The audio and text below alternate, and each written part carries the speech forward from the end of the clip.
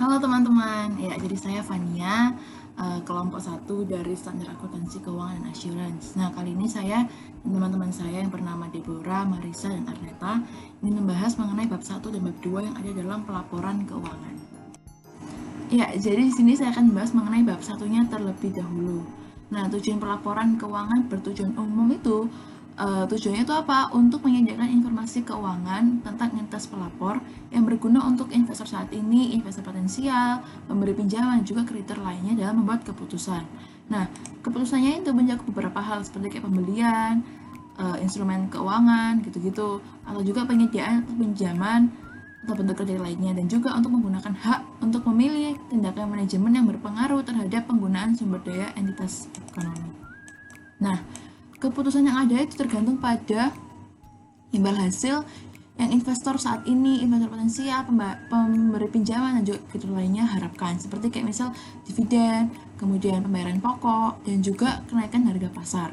Nah, ekspektasi mereka itu tergantung pada penilaian jumlah, waktu, dan ketidakpastian dari arus kas masuk neto masa depan ke entitas dan pada penilaian mereka tentang penata gunaan manajemen atau sumber daya ekonomi entitas. Nah, untuk penilaian itu, maka informasi yang dibutuhkan itu seperti informasi tentang sumber daya ekonomi entitas, terus kemudian ada juga klaim terhadap entitas dan perubahan sumber daya dan klaim, serta seberapa efisien dan efektif manajemen entitas dan dewan pengarah yang telah melaksanakan tanggung jawabnya untuk menggunakan sumber daya ekonomi entitas. Nah, laporan keuangan itu bertujuan untuk menyediakan informasi agar dapat membantu investor untuk mengestimasi nilai entitas pelapor. Nah, kemudian informasi tentang sumber daya ekonomi entitas pelapor, klaim terhadap entitas, serta perubahan sumber daya dan klaim. Nah, laporan keuangan itu bertujuan untuk menyediakan informasi tentang posisi keuangan entitas pelapor mengenai sumber daya ekonomi entitas dan juga klaim terhadap entitas pelapor. Nah, selain itu juga menyediakan informasi mengenai dampak dari transaksi peristiwa yang mengubah sumber daya ekonomi itu dan klaim entitas. Nah, informasi itu dapat digunakan untuk mengambil keputusan.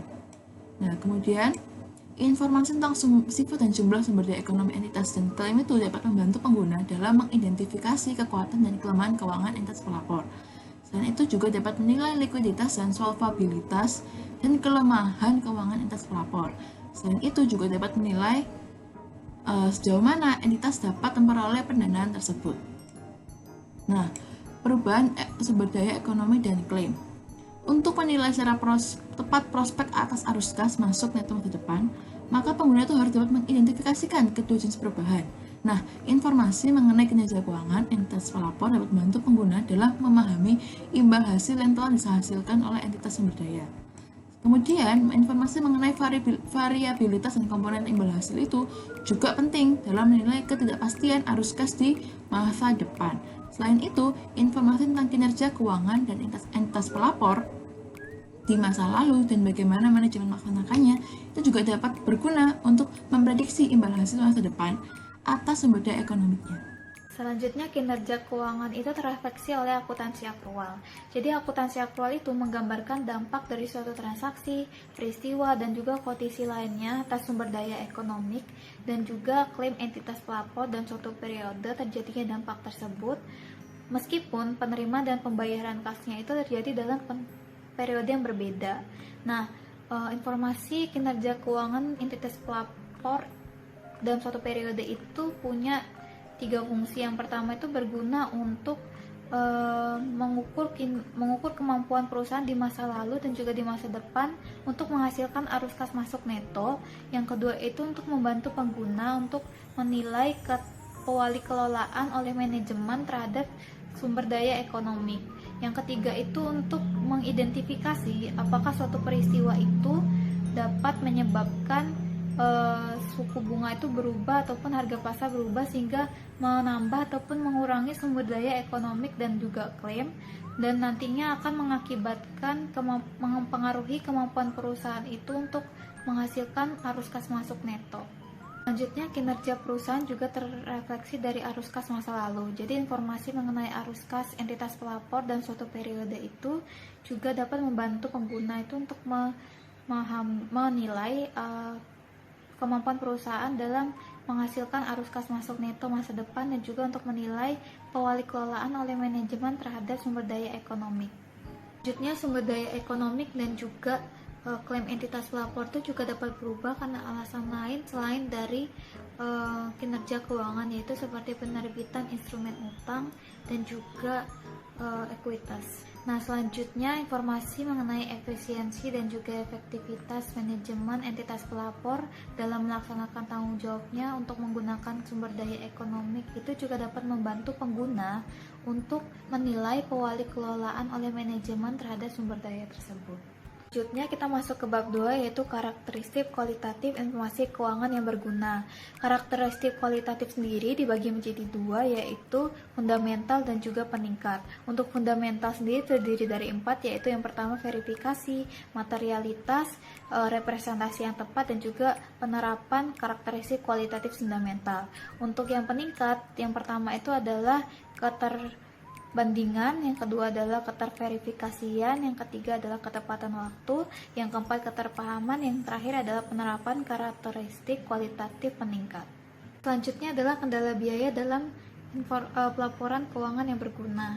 Jadi karakteristik kualitatif informasi keuangan yang berguna yang dibahas dalam bab ini mengidentifikasi jenis informasi yang kemungkinan besar itu akan membantu investor masa kini, potensial, pemberi pinjaman, kreditor, untuk mengambil sebuah keputusan atas entitas pelapor dalam informasi di laporan keuangannya.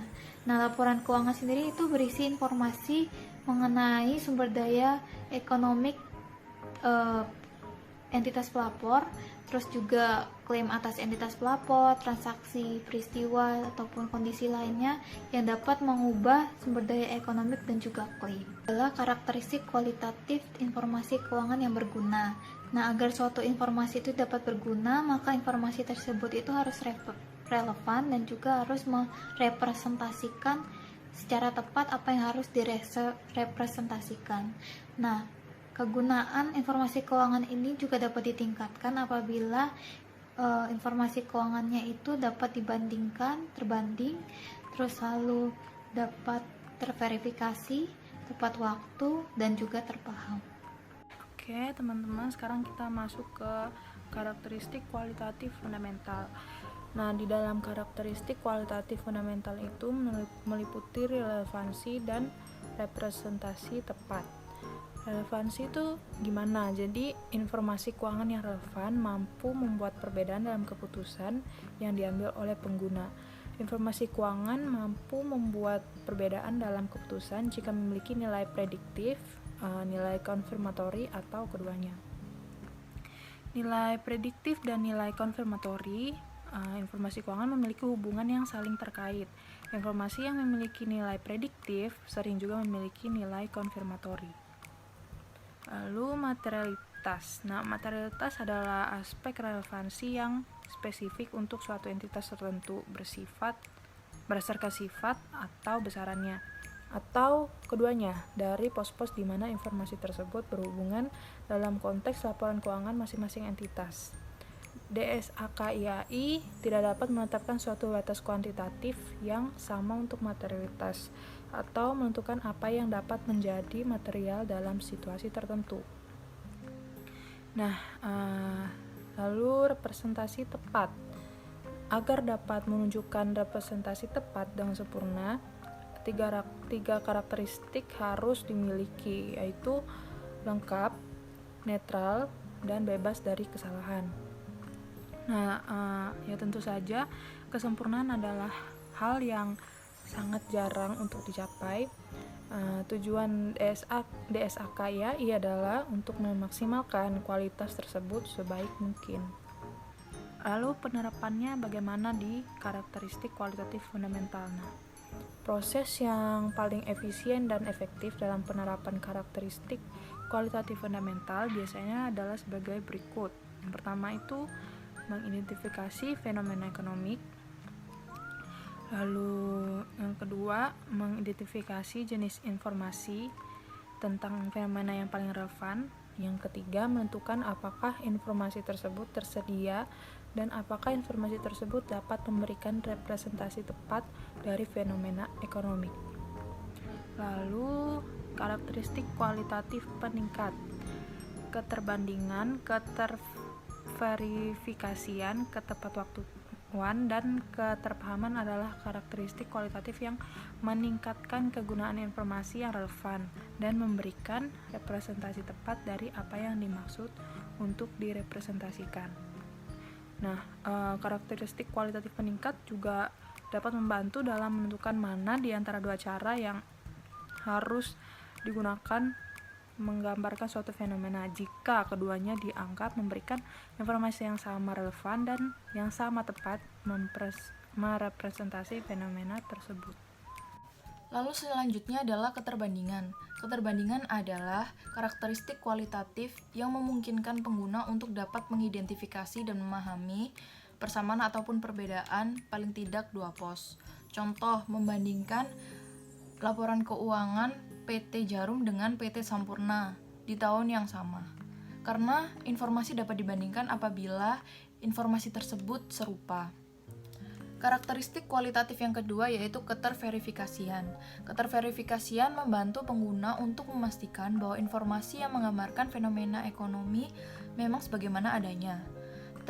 Terverifikasi berarti pengamat yang independen dan berpengetahuan mencapai satu konsensus bahwa informasi memang sebagaimana adanya, tanpa adanya kesalahan material maupun bias. Yang ketiga yaitu ketepatwaktuan. Ketepatwaktuan berarti seberapa cepat informasi tersedia bagi pengguna informasi akuntansi. Menyajikan informasi yang tidak tepat waktu itu dapat menjadikan informasi tersebut kurang bermanfaat saat pengambilan keputusan. Karena semakin lampau informasi, semakin berkurang juga manfaat bagi pengguna. Selanjutnya yaitu penerapan karakteristik kualitatif peningkat. Dalam menerapkan karakteristik kualitatif, itu sebaiknya harus dimaksimalkan sebaik mungkin. Terkadang, satu karakteristik kualitatif peningkat itu dapat dikurangkan untuk memaksimalkan karakteristik kualitatif peningkat lainnya. Sebagai contoh, pengurangan temporer dalam keterbandingan sebagai akibat penerapan standar baru. Secara prospektif mungkin berguna untuk meningkatkan relevansi atau representasi tepat dalam jangka panjang. Sehingga pengungkapan yang sesuai secara parsial dapat mengompensasi ketidakterbandingan. Yang terakhir yaitu kendala biaya pelaporan keuangan yang berguna. Penyedia informasi keuangan mencurahkan sebagian besar usaha dalam pengumpulan, pemrosesan, pemverifikasian, serta penyebarluasan informasi keuangan. Tetapi pengguna pada akhirnya menanggung seluruh biaya terkait dalam bentuk imbal hasil yang terkurangkan.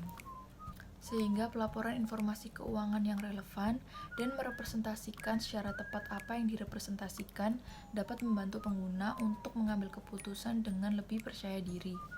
Maka manfaat dari pelaporan informasi cenderung seimbang dengan biaya yang dikeluarkan untuk menyediakan dan menggunakan informasi tersebut. Sekian penjelasan singkat dari kelompok kami. Semoga apa yang kami sampaikan dapat membantu kalian semua. Terima kasih sudah menonton. Bye!